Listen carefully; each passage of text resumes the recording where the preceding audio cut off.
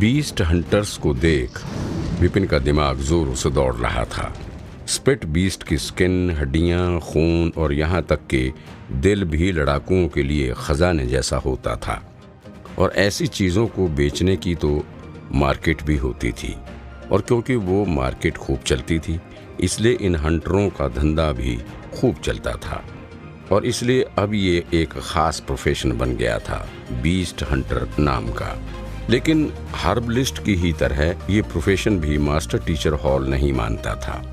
वो इसलिए नहीं क्योंकि ये लोग जानवरों को मारते थे, बल्कि इसलिए क्योंकि उनका कोई वंश नहीं था, कोई कल्चर नहीं था जो आगे आने वाली पीढ़ियों को दिया जा सके। ज़्यादातर लोग इस प्रोफेशन में तभी आते थे जब उन पर कोई मुसीबत हो। इनका कोई ग्रुप नहीं था, कोई ऑर्गेनाइजेशन नहीं थी और कोई क्लासेस भी नहीं थी।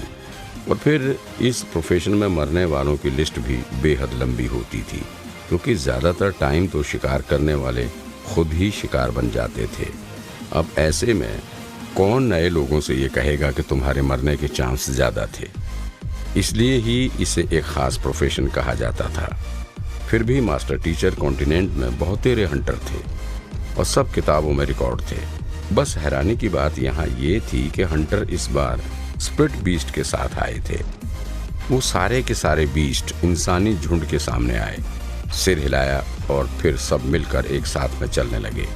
हे भगवान, बीस्ट हंटर और स्पिट बीस्ट तो एक दूसरे की जान के दुश्मन थे ना, और वो साथ साथ चल रहे हैं। ये हो क्या रहा है? एक शानदार लड़ाई की जगह पर विपिन को पुराने दोस्तों की महफिल क्यों देखने को मिल रही थी? अब तो वो पूरी तरह से कंफ्यूज हो गया था। जैसे जैसे ग्रुप आगे बढ़ा वैसे वैसे खुद को छिपाने के लिए विपिन अपने आप को पत्तों के बीच छिपा रहा था। साथ ही साथ वो बीच बीच में फ्लाइट टेक्निक का भी इस्तेमाल कर रहा था। कुछ देर बाद वो सब के सब एक झरने के पास पहुंच गए। पानी 3000 फीट की ऊंचाई से गिर रहा था और एक जोर की आवाज कर रहा था। झरने के नीचे से धुआं उठ रहा था और आसपास हरियाली बिखेर रहा था। आगे जाते जाते विपिन और भी कंफ्यूज हो गया था। वो बड़बड़ाया, सर्दी में इतनी हरियाली कैसे है यहाँ? कॉकजिल पहाड़ी की हरियाली भले ही आसपास की एनर्जी की वजह से ना जा रही हो, लेकिन फिर भी कम से कम पेड़ों का रंग तो गहरा हो जाना चाहिए था ना।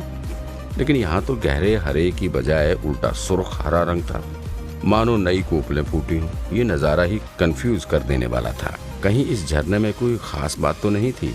झरने के नीचे एक बड़ी सी लेक थी जिसमें एक बड़ा सा सफ़ेद बालों वाला बीस्ट तैर रहा था। वो जानवर लगभग तरबूज जितना बड़ा था और उसकी बड़ी बड़ी आंखें उसे और प्यारा बना रही थी। विपिन तुरंत उस जानवर को पहचान गया। ये तो स्नो फॉक्स है। लगता है ये अभी अभी पैदा हुआ है। स्नो फॉक्स एक बहुत ही कम पाया जाने वाला खास स्पिट बीस्ट था, लेकिन क्योंकि उसके अंदर अटैकिंग पावर नहीं थी इसलिए टाइगर, शेर और बाकी के खूंखार जानवर उसे आसानी से मार सकते थे। तो फिर ये सब मिलकर उसके पास क्यों जा रहे थे? फिर ये तो बच्चा था, जानवर इससे इतना क्यों डर रहे थे? विपिन ने और ध्यान से देखा और सोचा, नहीं, ऐसा लगता तो नहीं है कि ये सब इसके लिए यहाँ आए हैं। जानवर और हंटर दोनों स्नो फॉक्स की तरफ नहीं, कहीं और ही देख रहे थे। विपिन ने देखने की कोशिश की कि वो कहाँ देख रहे थे और फिर वो हैरान रह गया। लेक के साइड में एक लड़की खड़ी थी, सफ़ेद कपड़े पहने, फूलों के बीच, बड़ी ही शांति से, किसी शांत पेंटिंग की तरह। नज़ारा इतना शांत और मनमोहक था कि इतनी पावरफुल आत्मा होने के बावजूद विपिन का ध्यान उस ओर गया ही नहीं। लेकिन अब जब चला गया था तो उसकी नज़रें हटने का नाम नहीं ले रही थीं।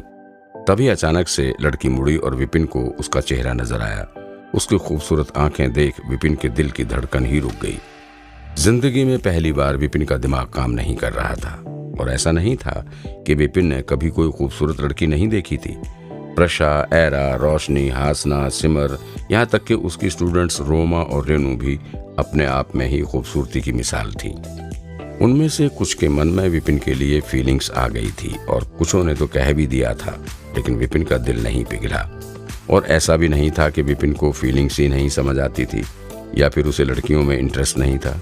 उसे तो बस आज तक किसी लड़की ने इतना इम्प्रेस किया ही नहीं था, और क्योंकि उसके दिल में उनके लिए कोई खास फीलिंग्स नहीं थी इसलिए वो उनके साथ जुड़ा नहीं। कभी कभी तो उसे लगता था कि ऐसा इसलिए होता था क्योंकि उसके पास स्वर्ग की लाइब्रेरी थी, शायद स्वर्ग की लाइब्रेरी की कमियां उसे फीलिंग्स बढ़ाने ही नहीं देती थीं। इसलिए उसने कभी सपने में भी नहीं सोचा था कि एक दिन उसका दिल किसी लड़की को देखकर रुक जाएगा। विपिन को महसूस हो रहा था कि जैसे उस लड़की में कोई जादू हो जो उसे अपने पास खींच रहा हो और विपिन के पास आगे बढ़ने के सिवा और कोई रास्ता ही ना हो। लड़की बहुत ही सुंदर थी, इतनी सुंदर कि उसके सामने रेनू भी फीकी पड़ जाए, लेकिन विपिन का दिमाग इतना भी कमजोर नहीं था कि सिर्फ शक्ल सूरत से इम्प्रेस हो जाए। लेकिन फिर भी ना जाने क्यों ये लड़की उसे जानी पहचानी लग रही थी, मानो वो उसे लंबे टाइम से जानता हो और उसे अच्छे से पहचानता हो। अचानक से उसके दिमाग में एक ख्याल आया, मैं इस पर कोई खतरा नहीं आने दे सकता, मुझे इसे बचाना ही है। उस इलाके में 30 से ज्यादा स्टेज 5 के एक्सपर्ट थे, जानवर और हंटर दोनों मिलाकर। अगर वो इस लड़की पर अटैक कर दें तो वो उनके अटैक को सह नहीं पाएगी। उसका दिमाग बार बार चिल्ला रहा था, उसे बचा विपिन, उसे बचा, और उसे मजबूर कर रहा था कि वो कोई एक्शन ले। विपिन उस लड़की को जानवरों के हाथों मरने नहीं देना चाहता था, लेकिन भले ही वो अपने उस ख्याल पर एक्शन लेने वाला था, पर वो जानता था कि बिना प्लान के आगे बढ़ना बेवकूफ़ी होगी। वो खुद से ही बोला, मैं ऐसे ही आगे नहीं जा सकता, वरना खुद जानवरों के बीच फंस जाऊंगा और तब मैं उसे तो क्या खुद को भी नहीं बचा पाऊंगा। भले ही विपिन के पास उड़ान टेक्निक थी, लेकिन फिर भी वो उनसे भाग नहीं पाएगा। विपिन आइडिया सोचने लगा। काफ़ी देर तक उसे कोई अच्छा आइडिया नहीं सूझा, इसलिए वो अपनी स्पेशलिटी यानी बेवकूफ़ बनाने की कला पर उतर आया। बेहतर यही होगा कि वो इन्हें बेवकूफ़ बनाकर डरा दे। क्या मैं इंद्रसेन बनकर उन्हें डराऊं? विपिन ने सोचा, क्योंकि विपिन बनकर तो वो उससे डरने वाले नहीं थे। उसे अकेले ही उनका सामना करना पड़ता। ज़्यादा से ज़्यादा वो अपने क्लोन को अपने साथ लड़ने के लिए बुला सकता था, लेकिन फिर भी जीत होगी इस बात का यकीन नहीं था उसे। यही ठीक रहेगा। विपिन ने प्लान डिटेल में बना लिया और खड़ा हो गया। फिर भेष बदलकर मास्टर इंद्रसेन के भेष में आ गया। इधर सब तैयारी हो जाने के बाद बीस्ट एरिया को घेरने लगे थे। उनकी आंखों की चमक से ही पता चल रहा था कि वो कभी भी कूद पड़ेंगे। उन्हें तैयार देख विपिन तुरंत उड़कर लेक के साइड में गया और लड़की की तरफ भागा। मुझे अभी जाना होगा, नहीं तो मैं उस तक पहुंच नहीं पाऊंगा। इतना सोचते ही उड़ता हुआ विपिन लेक के साइड में आ गया, जहां सफेद कपड़े वाली लड़की थी। साथ ही उसने एक हुंकार की, किसी ड्रैगन की जैसी, जिससे पूरे जंगल में कंपन छा गया। इस हुंकार में उसने अपनी चेतना और आत्मा दोनों की एनर्जी लगाई थी, जिससे हर सुनने वाले को छोटा महसूस होता था। विपिन को तो वैसे भी एक्सपर्ट का नाटक करने की आदत थी, इसलिए जब वो हवा में उड़कर आया तो किसी देवता से कम नहीं लग रहा था। उसे देखकर जो भी बीस्ट और बीस्ट हंटर लड़की पर हमला करने वाले थे वो रुक गए। भले ही जानवरों में इंसानों जैसी समझदारी नहीं होती थी, लेकिन वो पूरे के पूरे बेवकूफ़ भी नहीं होते थे। इतना तो वो भी समझते थे कि जो आदमी उड़ सकता था उसके खिलाफ वो खड़े नहीं हो पाएंगे, और इसलिए ही सब रुक गए थे। दूसरी तरफ उन्हें रुकते देख विपिन की जान में जान आ गई। वो बड़े ध्यान से कुछ कदम आगे बढ़ा और फिर लड़की के ठीक ऊपर पहुंच गया, ताकि अगर कुछ प्रॉब्लम हो तो उसे पकड़कर तुरंत यहाँ से निकल सके। इतनी पास से सफ़ेद कपड़े वाली उस लड़की को वो और ध्यान से देख पा रहा था। वो लड़की उम्र में तो उसके बराबरी की ही लग रही थी, लेकिन उसके चेहरे पर बड़ी ही शांति थी, मानो उसे अंदाज़ा भी ना हो कि उसके आसपास इतने सारे बीस्ट और बीस्ट हंटर थे। विपिन ने अपने हाथ पीछे किए और छिपी हुई भीड़ से बोला, मुझे ये जगह बहुत अच्छी लगती है, इसलिए मैं इसके ऊपर बेकार में खून के धब्बे नहीं डालना चाहता। बेहतर यही होगा कि तुम पीछे हट जाओ। ऐसा कहने के बाद उसने लड़की को भी टेलीपैथी से एक मैसेज भेजा, बाहर निकलने की कोशिश करना, इस पूरे एरिया को स्प्रिट बीस्टों ने घेर लिया है और मुझे डर है कि वो तुम्हें नुकसान पहुंचाना चाहते हैं। विपिन को लगा था कि लड़की कोई तो जवाब देगी, लेकिन काफ़ी देर तक जब वो कुछ ना बोली तो उसने नीचे देखा। लड़की बड़ी बड़ी आंखों से उसे ही देख रही थी। उसे शांत खड़े देख विपिन को ख्याल आया, कहीं ऐसा तो नहीं कि इसे मुझ पर यकीन नहीं हो रहा हो।